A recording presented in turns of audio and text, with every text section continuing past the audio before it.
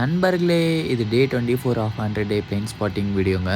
Morning குளிருக்கு இதமாக ஆஃபீஸ்லேயே முட்டை விட்டு உட்காந்துருந்தேன். அந்த கேப்பில் வந்து நமக்கு ஒரு ஃப்ளைட்டை போட்டு விட்டாங்க. ஆஃபீஸ் விட்டு ரேம்புக்கு வெளியே வந்து பார்த்தா தான் தெரியுது, ஜீரோ விசிபிலிட்டியில் இருக்குது. ஜீரோ விசிபிலிட்டியில் எப்படி தான் ஃப்ளைட் உள்ளே வருது அப்படின்னு உங்களுக்கு டவுட் இருந்திருக்கும். ஃப்ளைட் இப்படி தாங்க டாக்கின் பண்ணி உள்ளே எடுத்துகிட்டு வருவாங்க. இப்போ நமக்கு முன்னாடி இன்ஜினியரிங் வந்து எலிமினேட்டிங் பேண்ட்ஸ் வச்சுக்கிட்டு நம்மளோட ஃப்ளைட்டை வந்து மார்ஷலிங் பண்ணி உள்ளே எடுத்துகிட்டு வந்துட்டுருக்காங்க. ரொம்ப டென்ஸ் ஃபாக்காக இருக்குங்க பெங்களூர் ஏர்போர்ட்டில். இப்போ பார்த்தீங்கன்னா ஃப்ளைட் வந்து ரைட் சைடில் மூவ் பண்ண சொல்கிறாங்க. அதனால தாங்க ஒன் சைடு மட்டும் மூவ் பண்ணுறாங்க ஹேண்டை.